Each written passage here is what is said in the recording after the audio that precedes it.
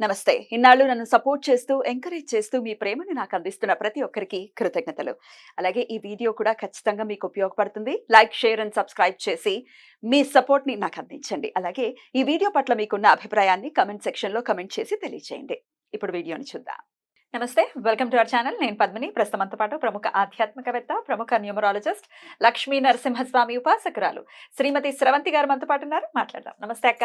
నమస్తే పద్మిని. ఎలా ఉన్నారక్క? బాగున్నానమ్మా. అక్క, కర్పూరం అనేది డెఫినెట్ గా చాలా చాలా ప్రామినెంట్ రోల్ ని ప్లే చేస్తుంది. పూజ విషయంలో అనుకోవచ్చు. దాని ఫ్రేగ్రెన్స్ అయితే చెప్పలేం మాటల్లో. అంటే ఒరిజినల్ దొరకట్లేదు కానీ అసలు కర్పూరానికి ఎందుకు ఇంత ఇంపార్టెన్స్ ఉంది అనేది ఒకసారి తెలుసుకోవాలనుకుంటున్నా. మనకి నేచర్ నుంచి వచ్చిన సుగంధ ద్రవ్యాలు ఏవైనా కూడా చాలా ఇంపార్టెంట్ రోల్ ప్లే చేస్తాయి మన జీవితంలో. అయితే ఇప్పుడు చక్కగా కర్పూరం కూడా ఇట్లా అంటే వ్యాక్స్ కలపనివి అమ్ముతున్నారు పద్మిని. భీమ్సేన్ కర్పూర్ అని చెప్పి వచ్చింది. కొంచెం ట్రాన్స్పరెంట్ గా ఉంటుంది. అది ఒరిజినల్ కర్పూరం కిందకే మనం తీసుకోవచ్చు. అయితే పచ్చకర్పూరం అయితే చాలా మంచిది అనమాట. ఇంకా అదే పచ్చకర్పూరమే భీమ్సేన్ కర్పూర్ కూడా అంటే వ్యాక్స్ కలపకుండా తీసుకోవాలి. అది తెచ్చుకొని ఒక రోజు మంచి రోజు ఏదైనా ఉన్నప్పుడు తెచ్చుకొని ఇంట్లో పెట్టుకుంటే చాలా మంచిది. మీరు ఏమైనా ఆర్థిక ఇబ్బందులు బాగా ఉన్నాయి అనుకున్నప్పుడు, విశేషమైన రోజులు ఉంటాయి మనకి, సోమవారం కానీ లేకపోతే గురువారం, శుక్రవారం నాటి నుంచి ఈ రెమెడీ స్టార్ట్ చేయొచ్చు. నేను చెప్పే రెమెడీ ఏం చేస్తారంటే, ఒక గాజు బౌల్ తీసుకోండి. దానికి మూత ఉన్నది అయినా పర్వాలేదు, మూత లేనిదైనా పర్వాలేదు. ప్లాస్టిక్ మూత ఉన్నా పర్వాలేదు, స్టీల్ మూత ఉన్నా పర్వాలేదు, అదే గాజు మూత ఉన్నా కూడా పర్వాలేదు. మూతల గురించి మీరు టెన్షన్ పడకండి. ఒక గాజు బౌల్ ఉండాలి. ఎందుకు చెప్తున్నానంటే, ఇక్కడితో మనం ఆగిపోతాం. నెక్స్ట్ డౌట్ వస్తుంటుంది మనకి. మీరు ఆగకూడదని చెప్తున్నాను నేను. అంటే ఆ బౌల్ తీసుకొని రోజు ఏం చేస్తారంటే, పూజ చేసుకున్న తర్వాత, అమ్మవారికి దండం పెట్టుకున్న తర్వాత, మీరు ఆఫీస్కి వెళ్ళే ముందైనా పర్వాలేదు, ఒక కర్పూరం తీసుకోండి, చిన్న ముక్క. దాన్ని కొంచెం హాఫ్ చేసినా పర్వాలేదు. మీరు ముందే చిన్న చిన్న ముక్కలు చేసి పెట్టుకోండి. ఆ ముక్క తీసి ఆ గాజు బౌల్లో వేయండి. ఒక 1 రూపీ కాయిన్ వేయండి. ఓకే ఓకే ఇలా 21 days చేయండి.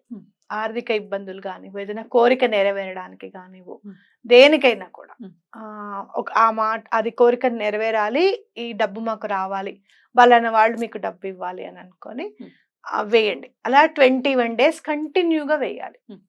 1 రూపీ కాయిన్, 1 రూపీ, 2 రూపీస్ వేస్తాం, 5 రూపీస్ వేస్తాం, కుదరదు. మీ ఇష్టము. కానీ వేయచ్చు. అయితే మీరు 1 రూపీ వేస్తే 1 రూపీ కంటిన్యూ చేయండి, 2 రూపీస్ వేస్తే 2 రూపీస్ కంటిన్యూ చేయండి, 5 రూపీస్ వేస్తే 5 రూపీస్ కంటిన్యూ చేయండి. రైట్.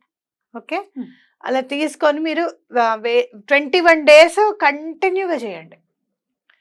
21st day అయిపోతుంది కదా, ఆ నెక్స్ట్ డే మీరు ఏం చేస్తారు అని అంటే, నదీ పరివాహక ప్రాంతాలైతే కనుక ఆ కర్పూరం బిళ్ళలు విడిగా తీసేసుకొని, కర్పూరం తీసేసుకొని, ఈ కాయిన్స్ మీరు ఏం చేస్తారు అని అంటే, ఆ నది వెనకాల నుంచి ఇట్లా వెనక నుంచి వేయాలి.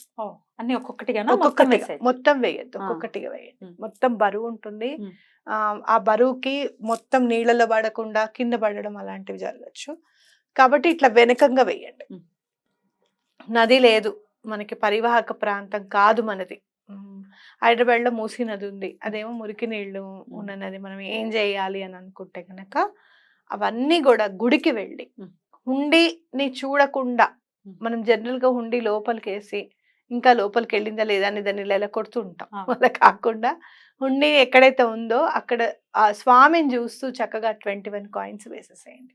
చూడకుండా, మీరు ఇక్కడ చూడకుండా వేస్తున్నారు కదా వెనక, అలా చూడకుండానే హుండీలో వేసేసేయండి. పక్కన ఎవరైనా ఉంటే హెల్ప్ చేస్తారు, ఇక్కడ వేసేసే, ఇక్కడ కరెక్ట్ ప్లేస్ లో పెట్టావని చెప్పి. సో అట్లా వేసేసేయండి. ఆర్థిక ఇబ్బందులు తొలగుతాయి. మరి ఇప్పుడు కర్పూరం ఏం చేయాలి? ఆ కర్పూరాన్ని స్వామికి ఇచ్చి వాడమని చెప్పండి. హారతిలో. ఏ గుళ్ళో అక్క? వెంకటేశ్వర స్వామి దగ్గర అయితే కర్పూరం చక్కగా వాడతారు. అన్ని గుళ్ళలోనూ వాడతారు హారతికి, అదేం ప్రాబ్లం ఏం లేదు. కర్పూరం వెంకటేశ్వర స్వామి వారికి ఇంకా ప్రీతి పాత్రమైనది అని కాబట్టి తప్పకుండా స్వామి గుళ్ళో ఇవ్వడానికి ట్రై చేయండి. ఈ హుండీలో కూడా మీరు వెంకటేశ్వర స్వామి హుండీలోనే వేయచ్చు. ఆర్థిక ఇబ్బందులు తొలగాలి అంటే వెంకటేశ్వర స్వామి ఆరాధన కూడా చాలా ఇంపార్టెంట్.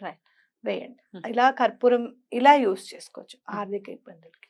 Right. అయితే బాగా గొడవలు అవుతాయండి మా ఇంట్లో. ఉమ్. విపరీతంగా గొడవలు అవుతాయండి మా ఇంట్లో అని కనుక మీరు అనుకుంటే గనక ఉమ్. మీరు ఏం చేస్తారు అని అంటే, ఉమ్. ఒక గులాబీ పువ్వు, రోజు ఒక గులాబీ పువ్వు ఉండాలి. ఉమ్. మీరు ఇప్పుడు హైబ్రిడ్ గులాబీ పూలు ఉంటాయి, అవి చక్కగా వాడిపోకుండా వారం రోజులైనా ఫ్రిడ్జ్ లో ఉంటాయి. రెడ్వి అవును, రెడ్ ఇంతింతే ఉంటాయి అవి. రెడ్ ఉమ్. తెచ్చుకోండి. ఉమ్. ఒక గులాబీ పువ్వు, ఒక కర్పూరం. ఉమ్. కర్పూరం వెలిగించేసి ఉమ్. ఆ అక్కడ గులాబీ పువ్వు పెట్టడం అన్నమాట. అంటే అర్థం. కర్పూరం మామూలుగా వెలిగించిన ఒక దాంట్లో తర్వాత వెలిగించి- జ్యోతి దగ్గర గులాబీ పువ్వు పెట్టడం. జ్యోతిలో వేసేయడం కాదు, ఆ, దగ్గర పెట్టాలి. పెట్టడం. ఉమ్. పెట్టిన తర్వాత మీరు ఏం చేస్తారు అని అంటే, కొంచెం వాటర్ లో మళ్ళీ కొంచెం కర్పూరం వేసి, ఉమ్. వేసిన గులాబీ దాంట్లో పెట్టి పెట్టేసేయండి. ఉమ్. గాజు గ్లాస్ అయినా పర్వాలేదు, ఉమ్. మరి స్టీల్ గ్లాస్ కాకుండా ఉమ్. మట్టిదైనా పర్వాలేదు. ఎక్కడ పెట్టాలి ఆ గ్లాస్? దేవుడి దగ్గర పెట్టేసేసి మీరు పూజ అంతా చేసుకున్న తర్వాత ఆ నీళ్ళు ఇల్లంతా చల్లండి. ఉమ్. ముందు ఫస్ట్ గుమ్మం ముందు చల్లి మిగతా ఇల్లంతా చల్లండి. ఉమ్. గొడవలు అనేవి తగ్గుతాయి. తక్కువ. అండ్ భార్యాభర్తల మధ్యలో ఉన్న గొడవలు కూడా తగ్గుతాయి అన్నమాట. ఉమ్. ఇలా చేస్తే చాలా మంచిది. Right. ప్రతి రోజు సాయంత్రం కర్పూరం వెలిగించి ప్రతి రూము తిప్పితే నెగటివ్ ఎనర్జీ అంతా క్లెన్స్ అవుతుంది. బ్యూటిఫుల్. రైట్, ఇది కూడా ఇది చేసుకోవచ్చు. కూడా చేసుకోవచ్చు. ఇందాక చెప్పినటువంటి ఈ 21 డేస్ రెమెడీ ఏదైతే ఉందో, మధ్యలో ఒకవేళ అడ్డు వచ్చింది అంటే, అది ఓన్లీ పీరియడ్స్ వల్లే కాదు, అత్యవసరంగా ఊరు వెళ్ళాల్సి వచ్చింది, ఇట్లాంటివి కూడా ఉంటాయి కదా రీజన్స్, అప్పుడు ఏం చేయాలక్క? అప్పుడు గాజు సీసా తీసుకెళ్ళమని నేను చెప్పను. అలాంటివి వస్తే మళ్ళీ స్టార్ట్ చేయాల్సిందే. ఇంకా అలాంటివి రాకుండా చూసుకోండి.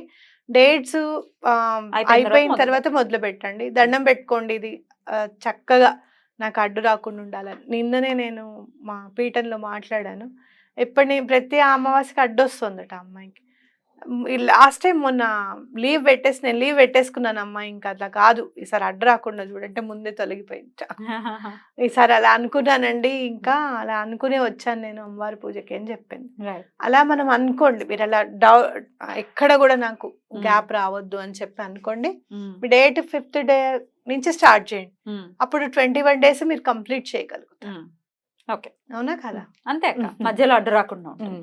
ఒకసారి పీసీఓడీస్ ఉంటే తెలియదు కదా ఎప్పుడు పీసీఓడీస్ ఉంటే, అప్పుడు అలా అనుకుంటే గనక మీరు ఏం చేస్తారు అని అంటే 5th డే నుంచి మళ్ళీ కంటిన్యూ చేయండి. ఆ 4 days వదిలేసేసేయండి, 5th డే నుంచి కంటిన్యూ చేయండి. అదే ఇప్పుడు కొంతమందికి 3 months కి ఒకసారి రావటం ఇట్లాంటివి ఉంటుంది కదా, స్టార్ట్ చేయాలా వద్దా, ఇంకా లేట్ అయిపోతుంది అన్న సంశయంలో ఉండొచ్చు. అందుకని మరి అవును, రెండో రోజు విఘ్నం రాకపోతే చాలు మనకి.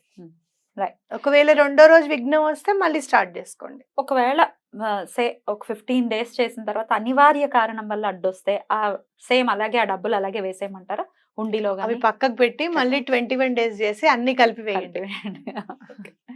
ఎందుకనంటే అది అవ్వలేదు కదా, సంపూర్ణం కానిది ఏది కూడా మనం భగవంతుడికి సమర్పించలేం. ఏదైనా సంపూర్ణం అవ్వాలి. ఇప్పుడు వండుతున్నాము, గ్యాస్ అయిపోయింది, ఏం చేయాలి? మళ్ళీ గ్యాస్ వచ్చేదాకా వెయిట్ చేయాలి, ఆ వంట కంప్లీట్ అయిన దాకా తప్పదు. అలాగే ఇది కూడా సంపూర్ణం అయిన తర్వాత ఈ సంపూర్ణానికి అది కూడా యాడ్ చేసి స్వామికి వేయడం. ఏ రోజున మొదలు పెట్టమంటారు అక్క? గురువారం మొదలు పెట్టుకోండి. గురువారం మొదలు పెట్టండి, లేకపోతే సాటర్డేస్ మొదలు పెట్టచ్చు, చాలా మంచిది. అంటే ఫ్రైడే ఎప్పుడైనా, థర్స్డే, ఫ్రైడే, సాటర్డే చాలా బెస్ట్ డేస్ అని చెప్పుకోవచ్చు. బ్యూటిఫుల్. మార్నింగ్ అవర్స్ లో చేసుకోండి, పూజ చేసుకున్న తర్వాత చేసుకోండి. ఏదన్నా ఆర్థిక ఇబ్బందులకైనా కూడా, ఇంట్లో గొడవలు అవ్వద్దన్నా కూడా కనకదార స్తోత్రం అనేది చదవండి. చాలా శాంతి అనేది చాలా వస్తుంది మీకు. బ్యూటిఫుల్ అక్క, చాలా అద్భుతంగా. థ్యాంక్ యూ అక్క. నమస్తే. నమస్తే.